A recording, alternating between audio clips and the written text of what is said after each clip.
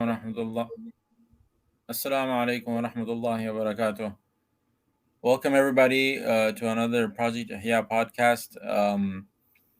So we got together, alhamdulillah. Here we have Hafiz Fuad and Hafiz Mus'ab as well, and me. And we were looking, and we actually came across some things that we felt we needed to, or we should, at least kind of expose, bring to the people's attention. I'm sure many people have ran into it also, but we just thought that it's something that some parents may still be oblivious to, and that is certain kinds of literature that your kids not might run into it, but most probably will run into it either in school. Your toddlers will run into it in daycare. These things are being published for kids, and they're being promoted by, you could say, the government and groups and all these different kind of organizations. They're pushing this into our kids laps. So what it is, we have today is basically a book that Hafiz Mus'ab actually came across at a library. It was actually on display. It was one of the main books, like And it the was a library was toddler book. promoting it. Yeah, why don't you go ahead and tell everybody Yeah, what? so this was a toddler book, one of those cardboard books for like 3, 4 year olds. So it was on display, and it was a book on gender ideology. So, without any further ado, let's actually get into it. So I'm going to share my screen, and this is meant to be just a warning video. So, like, watch out for this book and the like thereof. That's kind of the Yeah, not this book motive. specifically, but this Yeah. book and books like it. There's so many out there. I'm sure this wasn't the only one you saw there, No, but there's a yeah, whole we've stack. come across them as well. Parents should be just aware of this. Your kids are reading this stuff. Yeah. So So the title of the book is Being You, and it's meant to be a first conversation about gender. It's written by Megan Madison, Jessica Raleigh, and Anne Andy Pashier. So we're just gonna go. We don't want to make this video too long, so we're just gonna go through like a few key pages, right, and a few concepts that this book introduces in the mind of your child from day one. So the first thing is like it's being you, right? So then it says, okay, there's only one you in the whole world. Isn't that amazing, right? And it kind of introduces these things in a very step-by-step fashion. It's very calculated, and the objective is to get your child to question fundamental things, right? That we never ever questioned. So it says like, okay, you have a body, everybody does. Different bodies have different parts: elbows, noses, belly buttons. Then it kind of goes like, and if you have kids or something, like this is something only adults should probably watch. So some bodies have a vagina, some bodies have a penis. Every person's body parts look different, right? So it actually equates, like what they're doing is they're easing into it, and they're just equating like, okay, your elbow, your nose, your belly button, and your private parts, they're like the same thing. And this yeah, is like vocabulary a kid private might and not run into till middle school. yeah, private parts and your other body parts are no different. They're the same thing. I mean, this is taking a huge leap. Yeah. So this is something like it's very disgusting. Like even I'm sure, just like listening to this, you must be shocked, right? So that's the same reaction we had. So we thought that, hey, we have to, bring this up so that we're all aware This is actually kind of mild. There's actually much worse in the book. Yeah. material out there. This was just something we thought like Yeah. we could actually do a podcast, just kind of like bring it to people's attention. Yeah. Where's that page? There's a page in there where they already start telling kids that you don't have a fixed pronoun. You can be a boy or a girl. I Yeah. mean, all of this is being fed to the kids at that age. Yeah, and just imagine, your child, if he doesn't feel there's any difference between his elbow and his private part, right? Like, well, subhanallah, what's that going to lead to? It's going to lead to behayai, right? It's going to lead to lack of haya. So haya, when a person loses haya, the Prophet sallallahu alaihi wasallam said, then do whatever you like, right?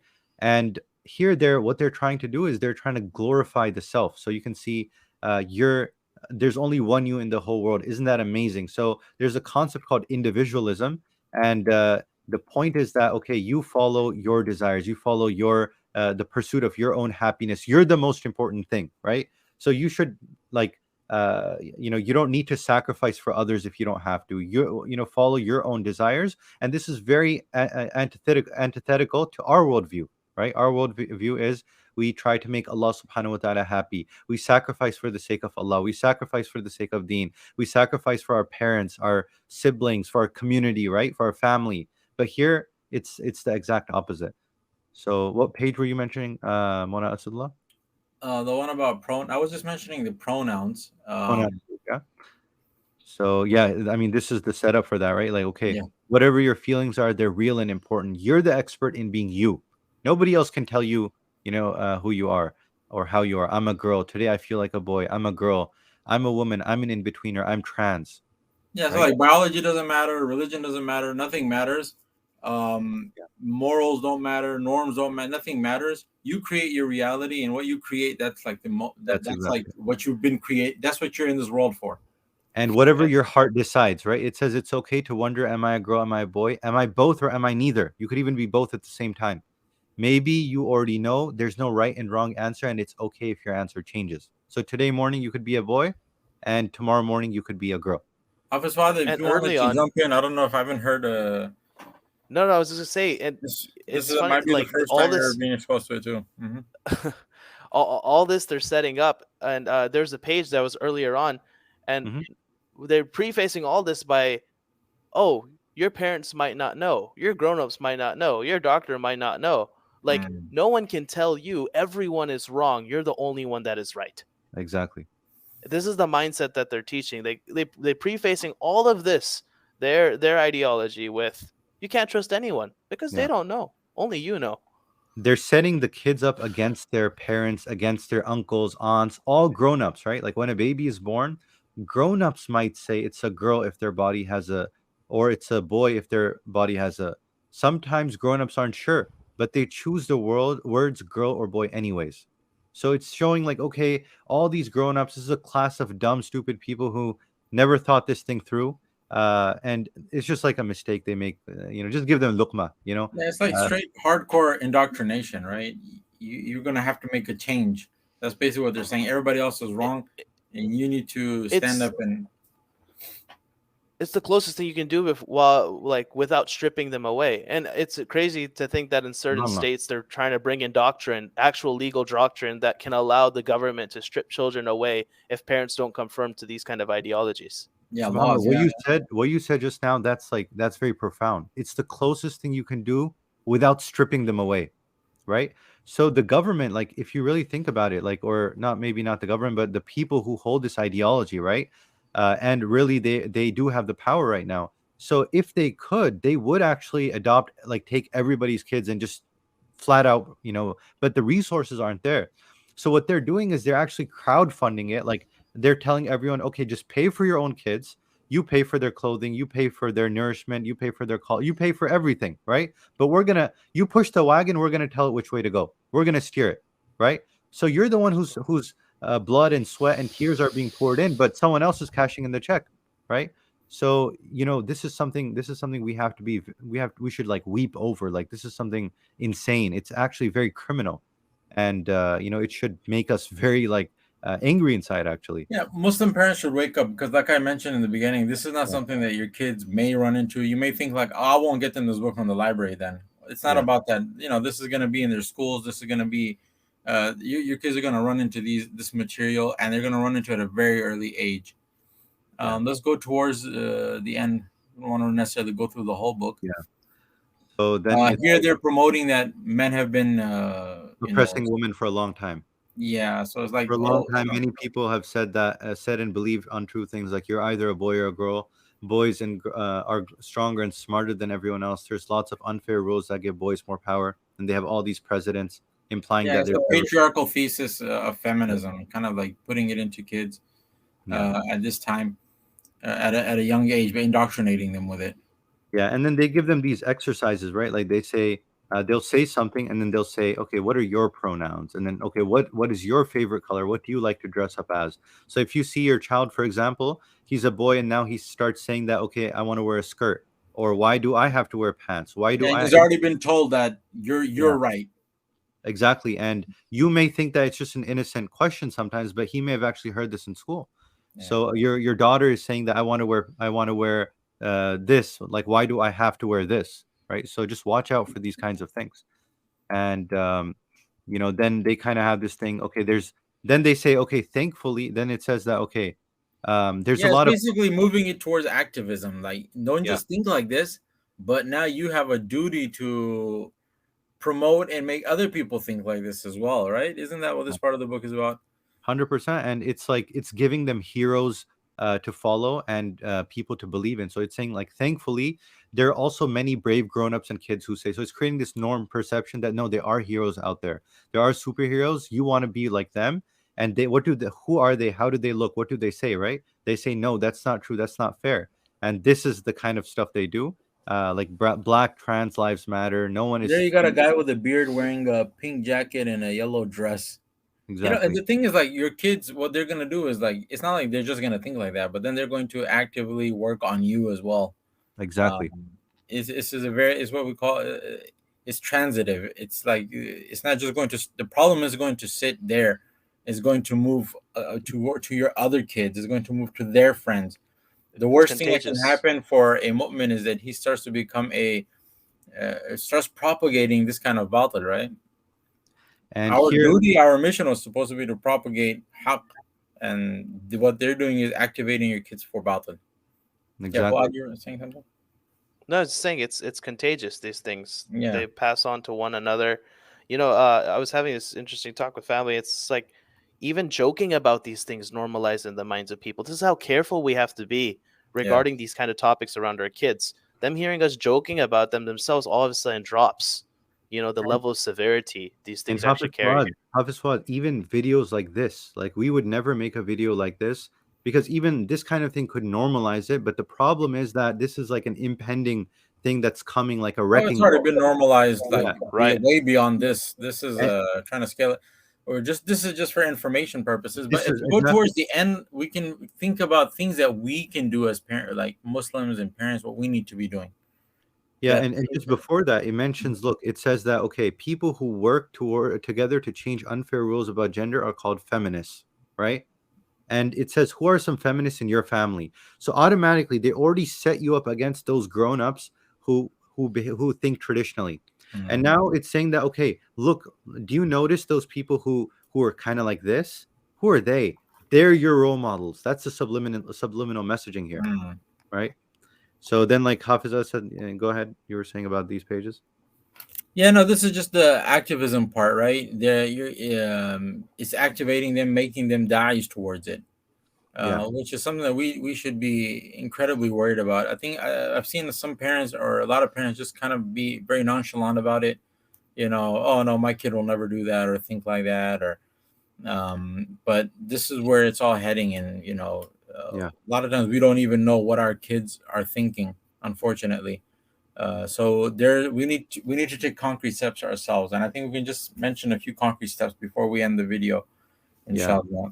And here you can notice that, look, these kids, they're telling them that, okay, we can practice being feminists by noticing the unfair things around us and by working together to make things more fair. So these kids, they're like noticing, okay, I'm going here, she's going there, and this kid is like looking both ways, like in confusion, right? Like, And also in why? kind of like deciding for them what is fair and unfair, right? Yeah, and deciding what is fair and unfair, deciding am I a boy or a girl? Like, there's a lot of messaging going on in this one Yeah, picture, right? And then it says the things we say and do matter. definitions matter, right? Yeah. So then it's like it's saying that what unfair things do you notice? What can you say or do about them? Not just don't just like understand this and leave it. No. Don't just be like don't be passive, be active, proactive. So you can see there's like a confrontation going on here. They're like stopping something. This kid is like, no, why only girls? He's putting an all gender sign. So this is what they want to activate your kids to do. This is what they want them to be. So let's leave, everyone with some. And then at the end, the message is always going to end with tolerance. This is the package, right? It's all this evil garbage from the sewer, and then they'll just put it in a gift box with a gift wrap. So They that's even what have it a is. Muslim lady in there. You check that Really? right there, Oh man, off center on the right here. second row from the top. They got a Yeah, Muslim lady in a scarf. yeah. Wallah. And this is what they do. So, like, you could be a feminist too, right? That's what They're only your for mom and Muslims. your dad. For Muslims, they're only going to promote two types, right? One is going to be a Muslim who's like a terrorist, like blowing up a bomb or something like that, or it's going to be the Muslim who's cool with everything, goes to the pub to drink, but of course wears a hijab because they have to show you she's a Muslim, and it's usually going to be a woman, right? Because a man doesn't have any sign that he displays that to be a Muslim in this thing. So it's like, okay, she's just like cool with all of this. So this is the messaging they're giving. And so many things. If you look at this photo, like you got in the front bottom row, first kid on the right of the seam, Mhm. they've got a prosthetic leg, right? You've got this Yeah. girl third row on the left, she's got vitiligo with the white Mm. patches. Yeah. You're showing they're like racial equality, Equality. just equality, racial equality, not making fun of like special needs people, so forth and so on, but then also equating it with, well, all this Correct. ideology. If you don't, you don't believe in equality. Yeah. Yeah, You're they not touch on fair. all the sensitive things, and then they kind of slip in their agenda as well, so that Yeah. you feel as hurt or as sensitive to their agenda as you would to, to these people, for example. Yeah, and this is a basic thing. Like they always victimize the people so that they evoke your sympathy, your empathy, right? That these Right. people are so they're downtrodden, they're marginalized. We have to help them. If we don't, so this is their strategy. But it also shows the weakness of their ideology, because they have to kind of latch onto every other sort of marginalized group. Yeah. So in order to even be heard, so it shows that it's actually not, they're tricking everybody into kind of fighting for their cause by saying that we're with all the other marginalized groups, when in reality it's not the same thing. Yeah. There's a huge, for Muslims at least, even if we don't want to go into all the argumentations of, but for Muslims at least, there's a huge moral difference, a huge, just the way we look at reality and our worldview. Yeah. So taking this towards a close, let's just look at the last page, and then we'll kind of give some action items for the parents. So here they say continue the conversation. These are things they want you to talk to your kids about after this book. So body parts, especially genitalia. It says including genitals, gender assignment, gender binary, gender stereotypes, gender pronouns, gender expression and play, feminism, patriarchy, and then finally the most important thing for them is empowerment and activism, right? And this is also the message we want to leave everyone with, right? Yeah. This is they don't just want these people to listen. They want them to actually be empowered and activate them against the rest of society. They're like bots that they install the software in and then just activate them and release them. Yeah. So So we can follow that, but we do it with Islam. We need to make sure we teach our kids at home. We need to make sure we are active in society as well, in preaching, promoting, and being active against this push, this yeah. ideological push. So let me ask a couple structured questions that'll give some actionable items for a family, right? For a father or a mother, what can they do to protect their children from this indoctrination in regards to schooling? So in regards to schooling, I would say first and foremost, if we can put our kids in Muslim school, that's obviously going to be better. Uh, that might not be an option for everybody, obviously, because of costs and things like that. And so another thing we can do is think about homeschooling. And you guys can also add, by the way, this I'm not. So what do you think about, let's say, I agree with you that, for the ideal, me personally, I feel the ideal is homeschooling. That should be at number one. But of course, you have to supplement that with other things, right? Social activities and whatnot. So if you're close to the masjid, you have a good, vibrant community, you can actually offset and have a very healthy kid that way. Personally, I think that's number one. It depends. If you have a very good Islamic school, that might actually be number one. So it Yeah, depends what. because it's important to be careful about who your kids will befriend and things like that, right? The problem is that even in Islamic schools, sometimes you'll have kids who are from, they Yeah, yeah. sometimes that also rubs off. So that's fine. As parents, we have to be careful who our kids befriend, interact with, all this kind of thing. I know it seems very like, oh my God, but this is actually where we are with our children, and we see it daily, with Muslim kids and the kind of questions we're getting and the kind of things we're seeing, and then we also see the causes of it, right? We shouldn't be that asleep. Muslims should be awake. We should have firasa. We should see where things are headed. We should take things to their conclusion, where this is going. And we're already seeing the ill effects of it. So that's why we did this video. It, We thought, like, you know what, we should talk about this a little bit, bring this, and just show people, at least, like, this is for toddlers. I mean, this is written for toddlers. yeah, So we got to it's teach our kids at home our values, our religion, all of these things. We should be indoctrinating our kids at home. And it's important that we empower our kids and also make them stand up for our cause, right? If they see something in school, they should speak up against it, right? Exactly. So go ahead, Hafiz Fawad. You were saying something? no, I was just saying like it's from tending to the kids the stimulus that they have from a very young age. Like historically, this is something that has been identified, especially in their very, very young ages, that we need to control at whatever level. Like you think about even in the Arab culture in the past, they used to send the kids out to the Bedouin tribes out and to learn Arabic, to stay away from the fahsha of the city, so forth and so on. Such extremes to even send the kid out away from family to make sure that their childhood goes, that their progression and understanding, the simple things of the earth don't get deterred by Yeah. the obscenities that may be happening in mainstream city. Like we need to be very, very clear, and like we need to make sure we Yeah, filter they used to to send the them out best of to our learn ability. culture and things like that. That's very Right, important. right. So Yeah. Yeah. like we can't send our kids out to like to some Bedouin tribe sitting like Amish territory for Muslims. Maybe we might have one of those one of these days. Allahu alam. But like the reality is like even at a micro level, uh, you know, social media, phones, tablets. If you look at interviews of 100%. very prominent tech giants and ex CEOs and ex directors, they talk about how their kids don't have phones, they don't have tablets, they have limited monitored screen time. Like even at a micro level, if we can't afford Islamic school, or maybe we don't have the home structure to support homeschooling, there are things we can also actively do that are very, very simple. Kids might push off as oppression and, oh, I'm behind other kids. But in the reality, like we have to, as parents, like put the foot down on certain rules and regulations to minimize And the your kids effect will that thank this you when has they on our grow up. families. Yeah. For sure. Absolutely. Yeah. It's And hard also, we work. need to educate ourselves as parents.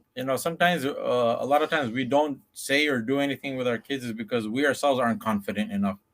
Right. So just basically watch out for where your kids can be indoctrinated from, right? Whether it's devices, whether it's school. And if you try Islamic school or homeschooling, if you if your kids, if there's no choice but for them to go to public school, then you're in a very tough place. If you can actually try to reduce your standard of living and have one parent stay at home and do homeschooling, because what's more important, right? Having an extra 2,000 square feet, or is it more important to have the people within those square feet healthy?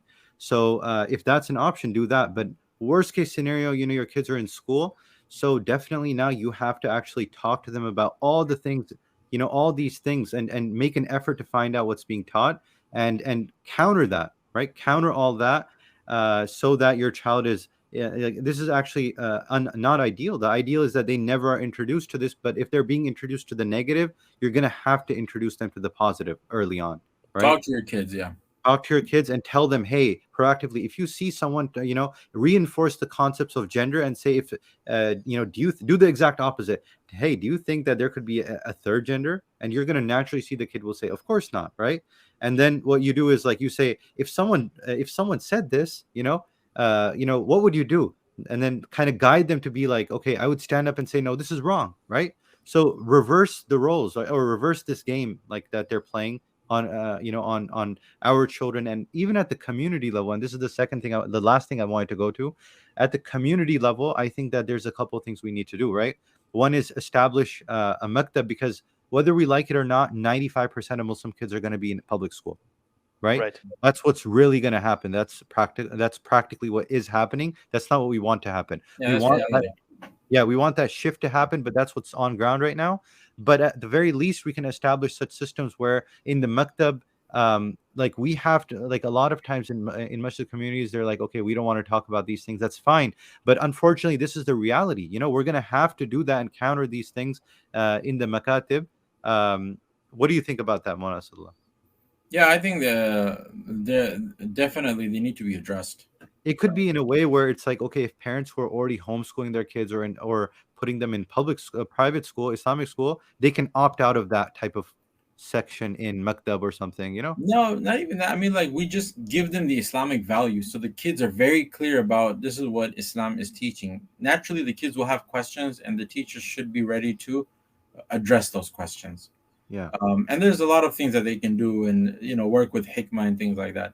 So But inshallah, imagine like, you have a kid who's learning all these words and private parts and everything. And if like, can you actually counter that without being a bit more explicit? I think there is a way. You have to flip the script. I think I forgot if it was Hafiz Musab or Molana Salah that mentioned, but you have to kind of flick the script on them. Like for example, when my siblings come, like if they say some kind of word or something, I'll say, only bad people say those kind of words, or only people who have no shame use those kind of words. And so what happens is then they have this alternative perspective that, oh, I heard this in school, the teacher said this, but now, oh, Baijan Mm. said good people Don't don't even say talk stuff about like it. that. Exactly. Yeah, I like that. So we should like reinforce, not only like, we should reinforce the fact that these things we don't even speak about, right? That's very important. yeah.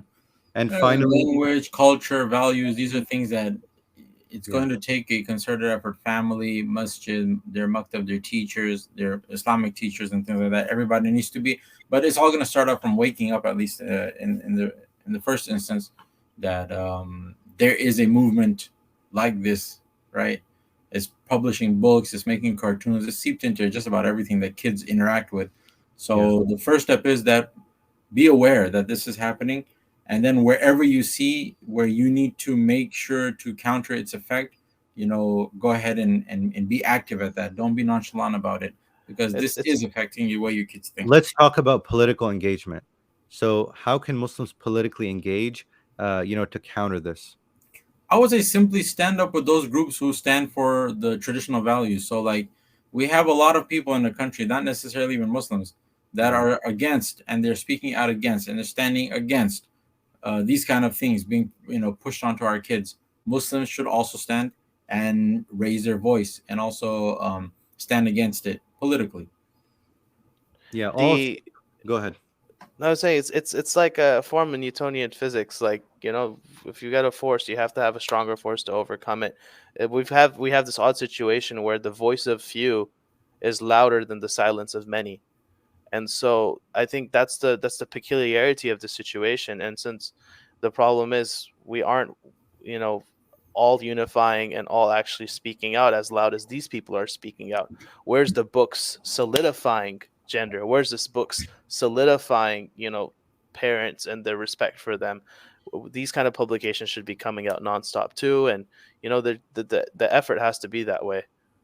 Yeah. And also, I just want to make one point. We shouldn't, like, necessarily, if kids have questions and stuff, we shouldn't shut them down and say, don't talk like that. But that's not what we mean. If the kid For has a sure. question, make sure we get them the answer, because that's Right. something that's going to sit in their head. And if you don't answer it, it's going to